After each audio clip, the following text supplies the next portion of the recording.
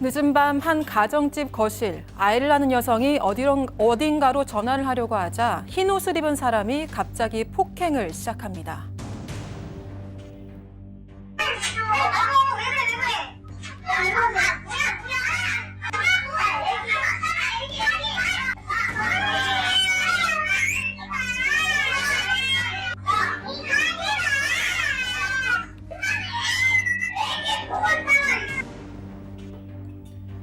바로 옆에 어린아이가 있는데도 폭행은 계속되고 옆에서도 뜯어 말려보지만 역부족인데요.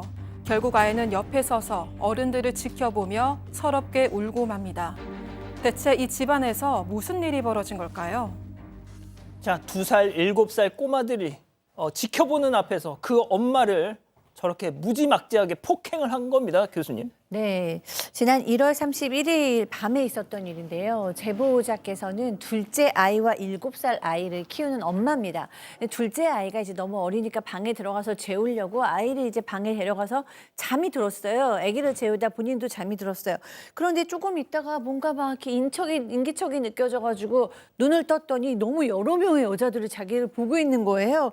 그러면서 눈을 떠보라고, 네가 잠이 오냐고 막 이렇게 나왔습니다. 보니까 오랫동안 알고 있었던 지인 언니와 그 지인의 또 지인들이 여러 명이 왔었던 거예요. 근데 이제 그 둘째는 잠이 들었었고 첫째가 거실에 있었는데 거실에 있던 첫째가 문을 열어준 거였습니다. 그 언니는 네가 이럴 때냐, 뭐 도대체 너 왜 그랬냐 이러면서 막 언성을 높이다가 이제 막 싸움이 되기 시작했고요. 둘째 아이도 깨서 울고 첫째 아이는 저희 영상에서 봤다시피 이렇게 너무 겁이 먹어가지고 얼어붙었다가 막 우리 엄마를 때리지 말라고 소리도 질렀다고 이런 상황입니다.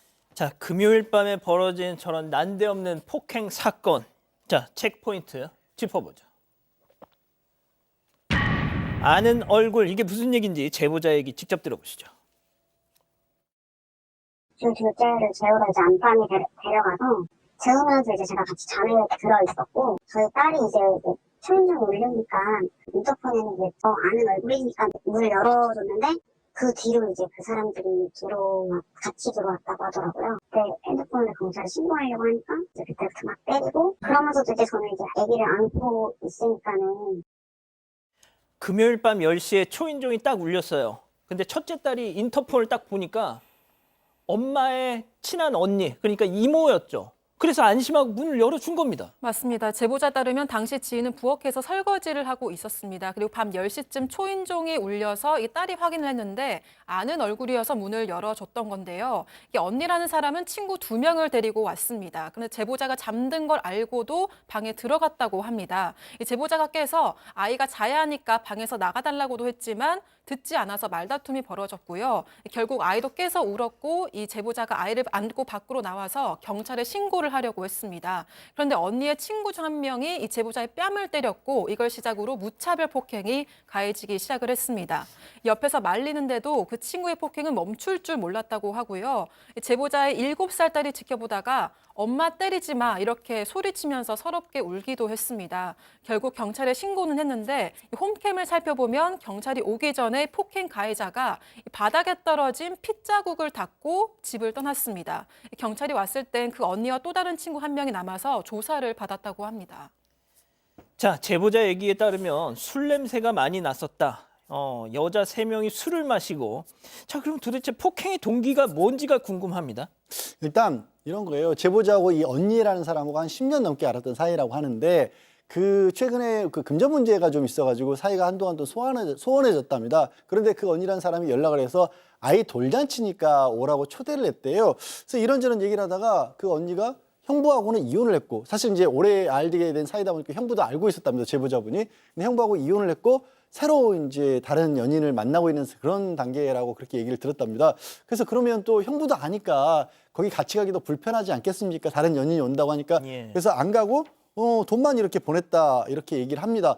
근데 나중에 그 형부란 사람하고도 알고 있었기 때문에 이런저런 연락을 하다가 아까 그 돈 문제 때문에 문제가 있었다고 했잖아요. 예. 그 돈 문제에 관해서 사실 확인하려고 얘기를 하다가 이 언니가 새로 사귀었던 새 연인에 관해서 얘기를 한 겁니다.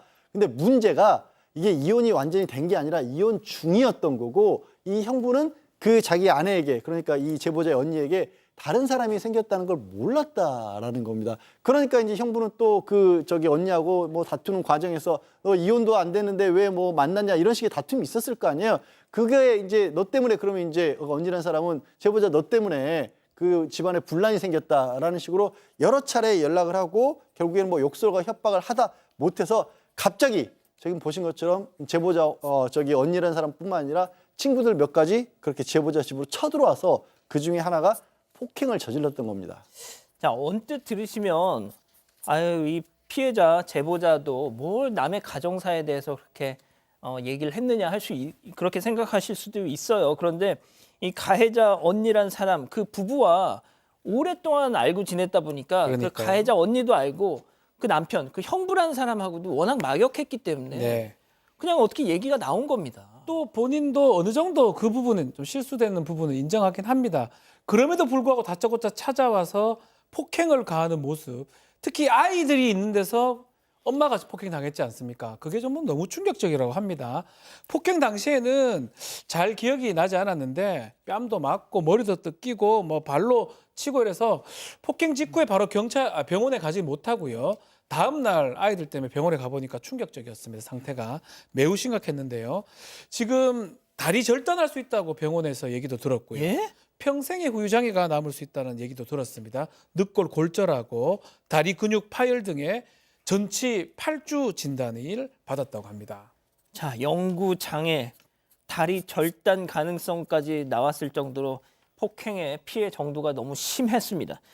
자, 이 가장 저희가 또 주목하고 싶은 거는 2살짜리, 7살짜리 아이들이 그 엄마가 정말 몰매를 맞는 장면을 다 봤다는 거잖아요. 특히나 이 둘째는 엄마가 이렇게 이 둘째를 지키려고 품에 안고 있었다는 겁니다. 충격이 얼마나 컸겠어요. 자, 제보자 얘기 계속 들어보시죠.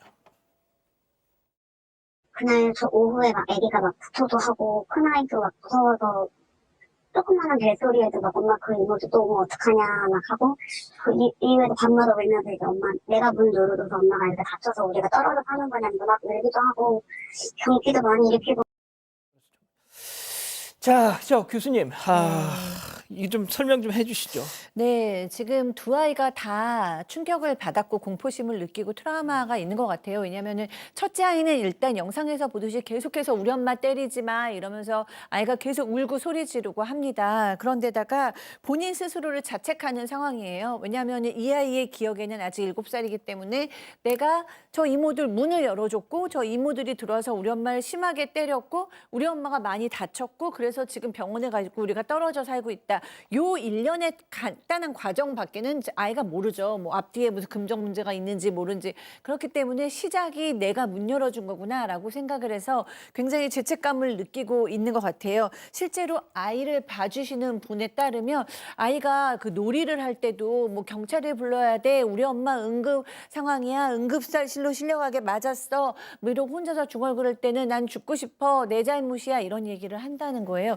그 상당히 그 정신적 트라우마가 있는 것 같고 둘째 아이도 자주 토하고 경계도 일으키고 띵동 소리만 나도 막 무서워하고 이렇게 민감하다고 합니다. 이 아이 역시 똑같은 공포심을 느꼈을 거라고 생각이 듭니다. 지금 저 현장, 저 영상 속에 남성은 없습니다. 다 여성들입니다.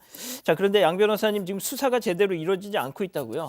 글쎄요, 이 부분은 이제 조금 사실 확인을 해봐야 됩니다만 제보자 입장에서는 굉장히 좀 수사가 늦어져서 답답하다고 합니다. 일단 상해의 주거 침입까지 고소를 했는데 문제는 이 가해자, 지금 직접적으로 폭행했던 사람 있지 않습니까? 그 사람이 일단 언니랑 아는 사람이잖아요. 그러니까 언니란 사람이 자꾸 전화를 한다라는 거예요. 그래서 네가 잘못된 행동을 하는 바람에 이런 멍청한 일까지 내가 벌이게 된, 네가 멍청한 일을 했었어 이런 일까지 벌이게 된 거고 자꾸 오히려 좀 피해자에게 책임을 돌리는 그런 언행을 하고 있다라는 거고요. 심지어 또 다른 사람들하고 같이 집을 찾아온 적도 있다라고 하는 겁니다. 그런데 제보자분은 경찰에게 이런 사정을 호소를 해도 경찰에서 이제 뭐 전화를 해서 우리가 그렇게 하지 말라고 얘기를 하겠다라는 정도만 얘기를 취하고 특히 뭐 분리조치나 이런 게 없었다라고 해서 많이 좀 답답해하고 계신 그런 상황이고 수사 진행 상황도 알려주지 않고 있다라고는 말씀을 하시는데 정확히는 제가 모르겠습니다. 이 고소 진행을 변호사를 별도로 선임을 하셔서 진행을 하셨는지 아니면 직접 그냥 신고만 하셨는지 모르겠는데 선임을 하셨다라면 아마 변호사분이 그런 충고를 또 하셨을 것 같은데 경찰이 그냥 전화를 해서 얘기하겠다는 건 그냥 전화해서 얘기하겠다로 그치는 게 아니고요. 그렇게 했는데도 반복해서 다시 연락이 오거나 찾아오면 스토킹 처벌법 위반으로 처벌을 추가적으로 할 수 있는 겁니다. 그런 것들을 만들기 위해서 하는 것일 수도 있거든요. 그 부분 확인하시고 추가적으로 또 연락이 온다라면 스토킹 처벌법으로 처벌을 해달라고 추가 고소를 하는 것도 하나의 예방할 수 있는 방법이고 그렇게 하실 경우에는 분리 조치라든가 피해자 보호 조치 같은 것들이 더 추가적으로 이루어질 수도 있습니다. 예, 알겠습니다.